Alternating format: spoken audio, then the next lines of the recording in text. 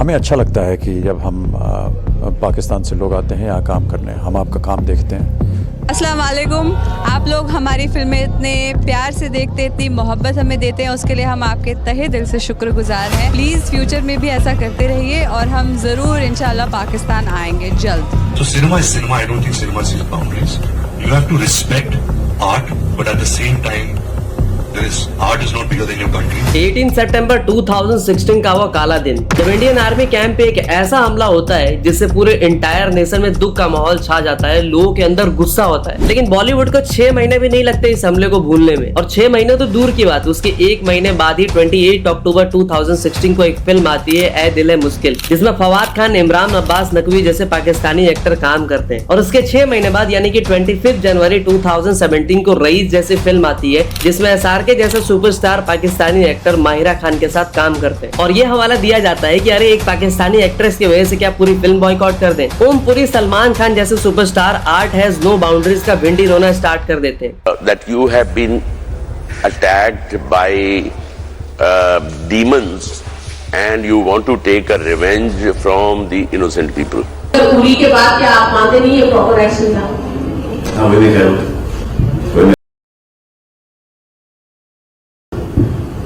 तो proper action था। कुछ वो कलाकार है, ये दो अलग ये कलाकार है।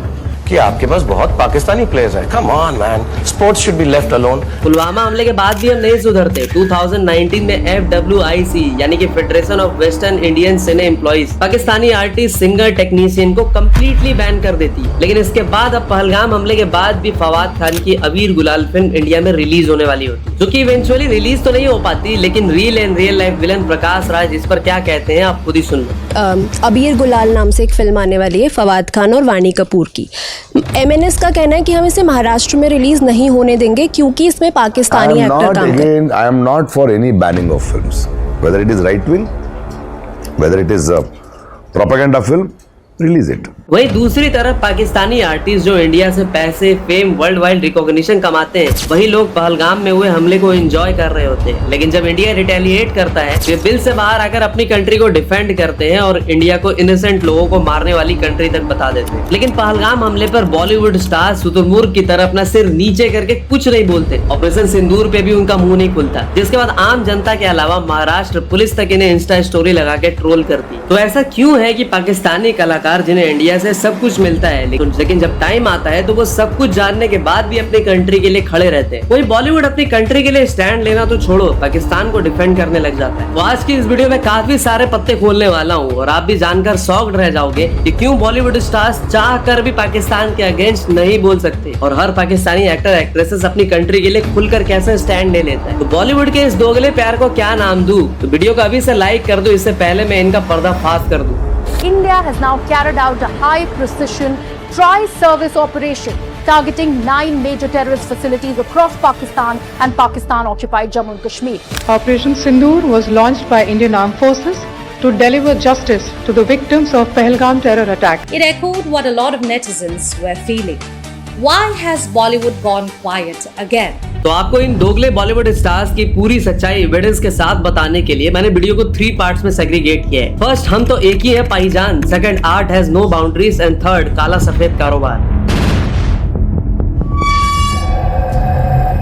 तो आपको हिस्ट्री में थोड़ा पीछे लेके चलता हूँ। जब पोस्ट इंडिपेंडेंस सिनेमा अपनी अर्ली स्टेज पे होता है, तब पाकिस्तान में पैदा हुए दिलीप कुमार, राज कपूर जैसे लोग बॉलीवुड में आते हैं, और ये लोग पाकिस्तान और इंडिया दोनों ही कंट्रीज में पॉपुलर होते हैं। और जैसा कि ये पाकिस्तान से आए होते हैं, तो इन्हें वहाँ की ऑडियंस की भी चिंता होती है, और किसी भी इंडस्ट्री को वहाँ के स्टार्स ही कंट्रोल करते हैं। तो बॉलीवुड में ठीक वैसा ही होता है। धीरे धीरे शुद्ध हिंदी के बजाय बॉलीवुड में उर्दू को प्रायोरिटी दी जाती है, जैसा कि डिजिटल इंडियन वाले इस भाई ने भी इस मुद्दे को 2-3 साल पहले हाईलाइट किया। अच्छा ये बताइए, आपको कोई गाना याद है जिसमें इन शब्दों का हिंदी पर्यायवाची यूज किया हो, या इन शब्दों के बिना कोई गाना याद हो? आपको ऐसा फील हो रहा होगा कि शायद इन शब्दों के बिना कोई बॉलीवुड सॉन्ग बन ही नहीं सकता। एक मुस्लिम कैरेक्टर जो बरखुरदार से अपना डिस्कशन स्टार्ट करता है, उसे यूजुअली स्मार्ट और ज्ञानी दिखाया जाता है, वो लाइफ को समझता है। लेकिन एक शुद्ध हिंदी बोलने वाले को हमेशा फनी दिखाया जाता है। फिलोसफी की बातें हमेशा उर्दू में होती हैं, या जब लाइफ चेंजिंग इम्पैक्ट आने वाला हो तो कहीं ना कहीं इस्लाम से जुड़ा होता है, लेकिन शुद्ध हिंदी में हमेशा कुछ कॉमेडी। इसके अलावा कपूर फैमिली जहाँ पाकिस्तान से आई होती है, तो SRK के अब्बू भी पाकिस्तान से ही होते हैं। ठीक उसी तरह अमिताभ बच्चन की माँ पाकिस्तान से होती है। मतलब काफी सारे लोग इस फैमिली का डायरेक्ट कनेक्शन पाकिस्तान से होता है और परिवार के लिए यह प्यार कब पाकिस्तान के लिए अंधे प्यार में तब्दील हो जाता है किसी को पता ही नहीं चलता। जी मैं नहीं आया, लेकिन मेरे वालिद जो श्री ऋषि कपूर हैं वो लाहौर गए हैं, कराची गए हैं और इस्लामाबाद गए हैं। मेरी जो ग्रेट ग्रैंडफादर थे श्री पृथ्वीराज कपूर, वो ओरिजिनली पेशावर से थे। तो मैं चाहूंगा कि एक दिन मैं मुझे जाने का मौका मिले और have lot of expectations from Pakistan. Ranveer की बातें सुनने के बाद भी अगर तुम्हें मेरी बातों पर विश्वास ना हो रहा हो तो ये फैमिली कनेक्शन वाली बात SRK के मुंह से ही सुन लो। दिस इज फारबा. You have many fans in Karachi, Pakistan. Any chance of coming here? Quite a few people have been asking that. Is that a possibility? I have family in Peshawar, and if I get an opportunity to come and work there, like I've said before, I don't want to just come for a visit for a day or two. If I get an opportunity to come and work there, stay there, do some shows or something, and when there are better situations and opportunities, yes, I would love to. और अगर आपको भी ऐसा लगता है कि ये पाकिस्तानी बार बार बॉलीवुड में आकर काम मांगने लगते हैं तो आप बिल्कुल ही गलत हो। सबसे पहले 2007 में नसरुद्दीन शाह ही पाकिस्तानी फिल्म खुदा के लिए में पाकिस्तानी एक्टर्स के साथ कोलैब करते हैं। 1965 के वॉर के बाद ये पहली इंडिया पाक कोलैब वाली फिल्म होती। उसके बाद फिर से नसरुद्दीन ही जिंदा भाग में पाकिस्तानी कास्ट के साथ काम करते हैं। कुछ उसी तरह किरण खेर की खामोश पानी, कभी प्यार न करने में नेहा धूपिया जिसमें पाकिस्तानी एक्ट्रेस वीना मलिक भी काम करती है। और इसके बाद से ही Pakistani actor actresses singer lyricist के लिए India to be precise Bollywood में पोर्टल खुल जाता है। फिर YRF की फिल्म मेरे बदर की दुल्हन में अली जफर काम करता है और फेमस हो जाता है। तो उसके बाद वो लंदन, पेरिस, न्यूयॉर्क, चश्मे बदूर, किल दिल, 2016 तक डियर जिंदगी जैसी काफी सारी फिल्मों में काम करके फेमस हो जाता है। लेकिन 2019 में पुलवामा हमले में जिसमें हमारे 40 सोल्जर्स शहीद हो जाते हैं, जिसे आज जाकर पाकिस्तान के एयर मार्शल्स ने भी कबूला कि हाँ लिटरली वहाँ की डिफेंस इसमें इन्वॉल्व थी। We did try to tell them with our tactical brilliance in Pulwama. लेकिन यही अली जफर अपनी कंट्री को बेशर्मों की तरह आंख मूंद के उस टाइम पे सपोर्ट करता है। और जब जावेद अख्तर एक बार लाहौर पाकिस्तान जाकर कहते हैं कि पाकिस्तानी आवाम को बुरा नहीं लगना चाहिए जब इंडिया अपने ऊपर हुए आतंकी हमलों में पाकिस्तान का नाम जोड़े, तो इस बात से भी इस अली जफर को मिर्ची लग जाती है। और कुछ इसी तरह ऐ दिल है मुश्किल कपूर एंड सन्स में काम कर चुका फवाद खान भी ऑपरेशन सिंदूर को सिंपल एक्ट बताता है लेकिन पहलगाम हमले पे चू भी नहीं करता। रईस में SRK के साथ काम कर चुकी माहिरा खान जिन्हें बॉलीवुड से फेम मिलता है, वो आगे चलकर बॉलीवुड और इंडिया को ही आंखें दिखाने लगती है। आपको इंडिया से इंस्पायर नहीं होना चाहिए? बिल्कुल भी नहीं। हम लोग बॉलीवुड नहीं है। क्या है इसके बाद का स्टेप? क्या है? इंडिया? नहीं। हॉलीवुड? नो, यही पाकिस्तान। कुछ उसी तरह हानिया आमिर मावरा ओकेन भी ऑपरेशन सिंदूर के लिए विक्टिम कार्ड खेलते नजर आती है। अब देखो पाकिस्तान में इंडिया की तरह डेमोक्रेसी तो है नहीं कि वहाँ के लोग PM को गाली दे दे, अपने देश के लिए डिसरेस्पेक्टफुल कमेंट कर दे और मस्त रात में नान रोटी के साथ नल्ली निहारी खा के सो जाए। वो ऐसा करने की सोच भी नहीं सकते क्योंकि वहाँ के PM के ऊपर आती है उनकी आर्मी। और एक बार के लिए आपको याद दिला देता हूँ कि इंडिया में अब तक जितने भी हमले हुए, जैसे 2000 का रेड फोर्ट, 2011 में पार्लियामेंट पे हमला, अयोध्या पे हमला, मुंबई ट्रेन ब्लास्ट, पूरी पुलवामा रेसी वाला हमला और पहलगाम, इसके अलावा 2005 की दिल्ली बॉम्बिंग, अमरनाथ जैसे काफी सारे घाव दिए हैं इंडिया को पाकिस्तान ने, जिसे हम इंडियंस चाह कर भी कभी भूल नहीं सकते। देखो हमारे शास्त्रों में ऐसा कहा जाता है कि बिच्छू का स्वभाव होता है डंक मारना, ये उसकी आदत है, उसकी फितरत है। अगर आप उस पर विश्वास करोगे तो गलती आपकी हुई ना। लेकिन हमारे सामने जो बैठा है वो तो जहरीला कोबरा है जिसका फन कुचलने के बजाय बॉलीवुड के लोग उनके बच्चों को दूध पिलाने में लग जाते हैं। और फिर बॉलीवुड स्टार्स आकर कहते हैं कि हमारी भाषा, हमारा कल्चर सब कुछ एक है भाईजान। हम दोनों देश के लोगों को हमने अपनी अपनी कंट्रीज की बाउंड्रीज में सेपरेट कर रखा है। And we love each other. We are always close. Nothing is different. We are the same people. Remember that. And I love the Pakistan. Pakistan भी जाएं कभी आप? जरूर जहाँ मौका मिले तो हम भले वहाँ जरूर आना चाहेंगे। तो अब बात करते हैं अपने सेकंड पॉइंट की, आर्ट हैज नो बाउंड्रीज। देखो बॉलीवुड पाकिस्तानी आर्टिस्ट से इतना ऑब्सेस्ड हो जाता है कि हमेशा से इंडिया पे हुए इतने सारे अटैक्स को चुटकी में भुलाकर, जिसमें सलमान खान जैसे सुपरस्टार सबसे पहले इसे डिफेंड करने के लिए आ जाते हैं। मगर उरी के बाद क्या आप मानते नहीं है प्रॉपर एक्शन था?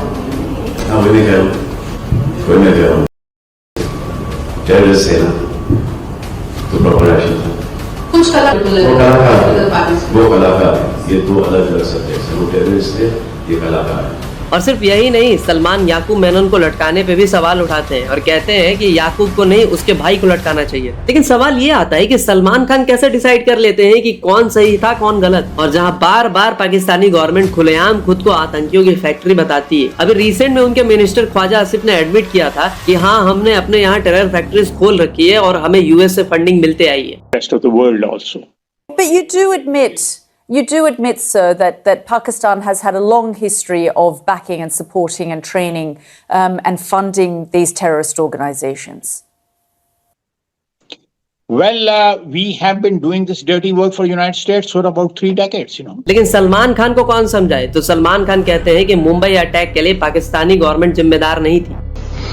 Everybody knew that the government is not behind it. They just knew that it वही अमिताभ बच्चन को पाकिस्तानी एक्टर एक्ट्रेसेस का इंडिया आना काफी अच्छा लगता है. हमें अच्छा लगता है कि जब हम पाकिस्तान से लोग आते हैं यहाँ काम करने, हम आपका काम देखते हैं.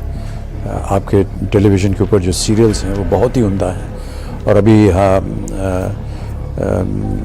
भारत में एक चैनल जो है वो डेडिकेटेड आपके टीवी सीरियल्स दिखा रहा है. बहुत ही सुंदर, बहुत ही उम्दा. और मैं ऐसा मानता हूँ कि आपके जो टीवी सीरियल्स हैं वो जो हिंदुस्तान में बनते हैं वो बेहतर हैं हमसे. सुष्मिता सेन कहती हैं कि क्रिएटिविटी में बाउंड्रीज नहीं होनी चाहिए. Fawad Khan and Hane they like make back like in films actually, Indian films. Or how do you say like बीच में हम लोग नहीं काम कर रहे थे बट पाकिस्तानी. देखिए मुझे इतना सब नहीं पता. मुझे सिर्फ ये पता है कि हुनर और क्रिएटिविटी में कोई बाउंड्रीज नहीं होती. और IPL 3 के टाइम जब पाकिस्तानी प्लेयर्स की एंट्री बैन कर दी जाती है तो SRK बौखला जाते हैं और कहते हैं कि भैया सेना के लोग शहीद हो, आम आदमी मरे, मुझे उससे क्या. Sports should be left alone. Pakistani players are the best T20 players in the world. They are the champions. They are wonderful. Let's not deny it. Every day we blame Pakistan. Every day Pakistan blames us. It is an issue. And I have also had the opposite of this. Then when my team had 5 Pakistani players in the first year, I still have Wasim Bhai coaching my team. I had 5 players and there were people कि आपके पास बहुत Pakistani players हैं. Come on man, sports should be left alone. लेकिन इन सब में सूरा भास्कर के साथ अलग ही कांड हो जाता है. जब ये पहली बार लाहौर जाती है तो वो इसे London, Paris, Istanbul, even India से भी 10 टाइम्स बेटर बता देती है और कहती है कि इंडिया में हम भैया भैया कहते हैं, आपके यहाँ आकर हमने जनाब सीखा और अब से मैं जनाब ही कहूंगी. हमने यहाँ आके पाया कि जिसको अक्सर दुश्मन देश समझा जाता है वो कतई ऐसा नहीं है. और जितना हमें यहाँ प्यार और मैं कसम खा के कह रही हूँ, मैं काफी जगह घूमी हूँ लेकिन लंदन, न्यूयॉर्क, इस्तांबुल, पेरिस सब फेल है लाहौर के सामने. लेकिन जब पाकिस्तान इन्हीं की फिल्म वीरे की वेडिंग को बैन कर देता है तो ये छटपटाने लग जाती है. Largely your character. But what do you expect? What state that's run by Sharia laws? They're an unsecular state. Like, were you thinking that? I'm not surprised at all. And why should we hold up Pakistan, which is like a failing state? Hypocrisy की भी सीमा होती है. और जहाँ हमारी heroines का दिल बार बार boundary पार चला जाता है और उन्हें आर्ट हैज नो बाउंड्रीज दिखती हैं, तो वहीं पाकिस्तानी सीनियर जर्नलिस्ट को इनमें कुछ अलग ही नजर आता है. दाना खास्ता जंग हो जाती है तो ख्वाहिश क्या है?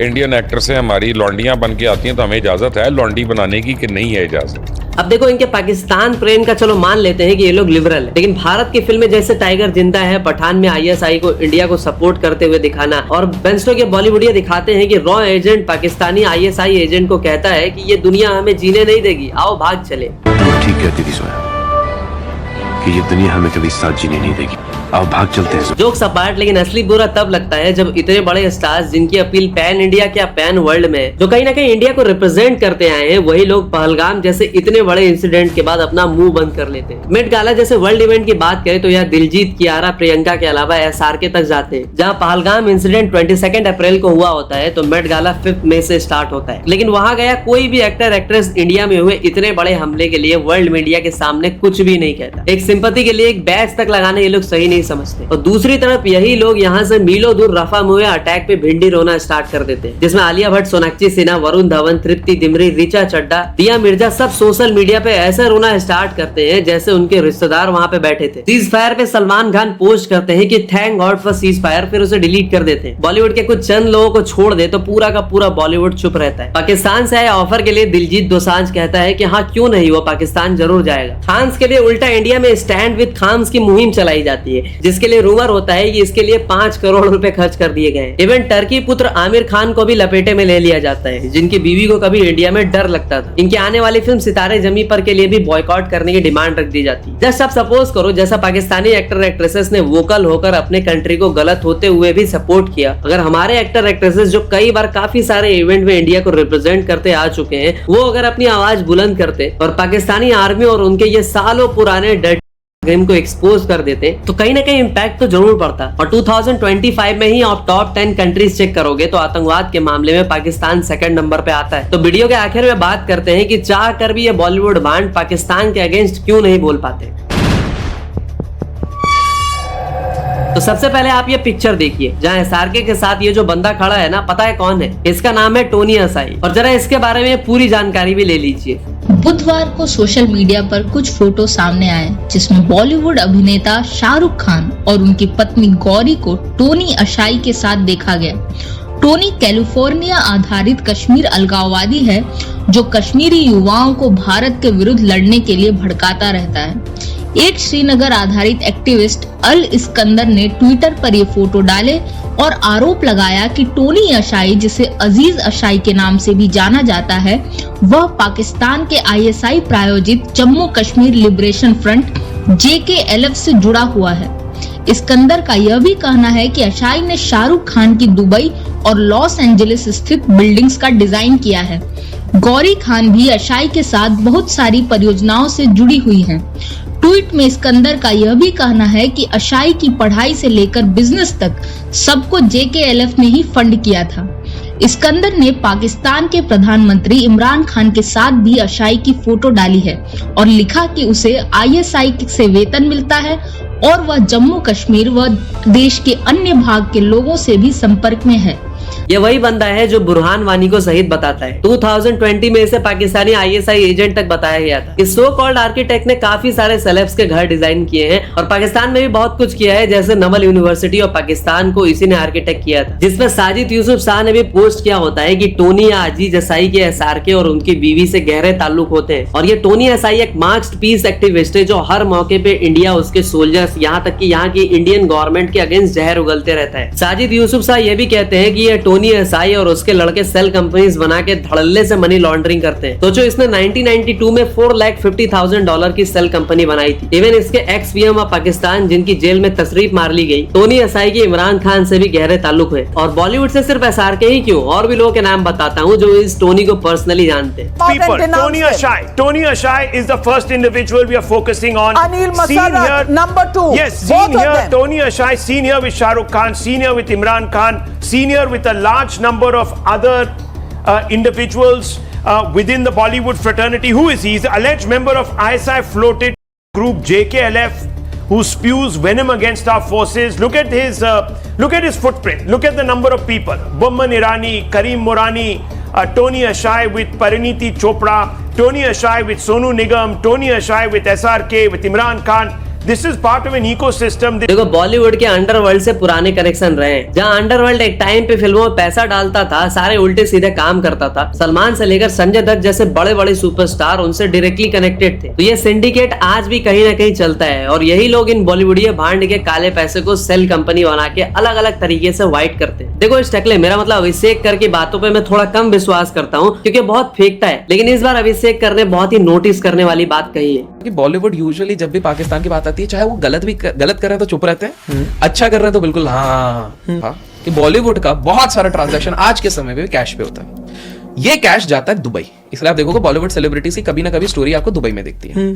दुबई में ये अपना हवाला है के थ्रू, इधर है जो हवाला उधर के हवाला, क्योंकि करेंसी आपको लेके भी नहीं जाना है, इधर ही हो गया, वो उनका ऑपरेटर उधर बैठा है, उधर वो उनका maximum black to white to black हो रहा है, वहां से शेल कंपनी बनाते हैं और वापस पैसा ले लेते हैं, 30% टैक्स भर देते हैं। ठीक है, काला ही धन है, वैसे भी अनअकाउंटेबल है, टैक्स भर के इसको वापस ले आओ यहाँ पर, सिंपल सा।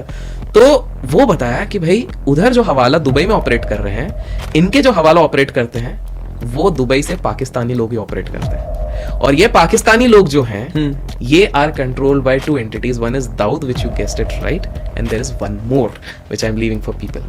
तो पॉलिटिशियन का ये कहना है कि अगर बॉलीवुड कुछ भी इनके अगेंस्ट बोलना शुरू कर दे तो इनके पास इतनी पोले हैं, कहीं लिस्ट पब्लिश कर देंगे, एनोनिमस मेल करके मिनिस्ट्री को भेज देंगे और सारे चिट्ठे निकल जाएंगे कि भैया ये बड़े एक्टर के 2000 करोड़ काला धन इधर है, ये तो थू तो होगी, सारा पैसा भी ले लेंगे, जेल में अलग भर देंगे। अभिषेक कर ने जो बात कही इसमें कहीं ना कहीं सच्चाई जरूर है। बॉलीवुड स्टार्स के ब्लैक टू व्हाइट अकाउंट ये पाकिस्तानीज ही मैनेज करते हैं, और अगर ये चाहे तो वो स्टार को एक दिन में पूरी तरह से बर्बाद भी कर सकते हैं। अब आप ही बताओ कि इनकी जान जिस तोते में अटकी है वो पाकिस्तानी हवाला वालों के पास है, तो इधर एक स्टार कैसे जाकर इनके और इनके नैरेटिव के अगेंस्ट बोलेगा, वो कभी हिम्मत ही नहीं कर पाएगा ऐसा करने की। एक ट्वीट करने से पहले भी वो इन अकाउंट से परमिशन लेगा। तो आई होप कि ये डिटेल्ड वीडियो के बाद आपके भी काफी सारे क्वेश्चंस के आंसर मिल गए होंगे और बॉलीवुड का पाकिस्तान प्रेम भी आपको समझ में आया होगा। क्योंकि रात के 3 बजे तक बैठ के रिसर्च और स्क्रिप्टिंग का काम कर रहा हूँ। तो वीडियो पसंद आई हो तो इसे ज्यादा से ज्यादा एक्स पे शेयर करो, दोस्तों को भेजो। वीडियो पे 10,000 लाइक्स का टारगेट रखते हैं। तुम्हारा लैडर भाई ऐसा ही सिनेमा की इन डेप्थ एनालिसिस वाली वीडियो लाता रहेगा। तो मिलते हैं अगली वीडियो में, तब तक के लिए हर हर महादेव।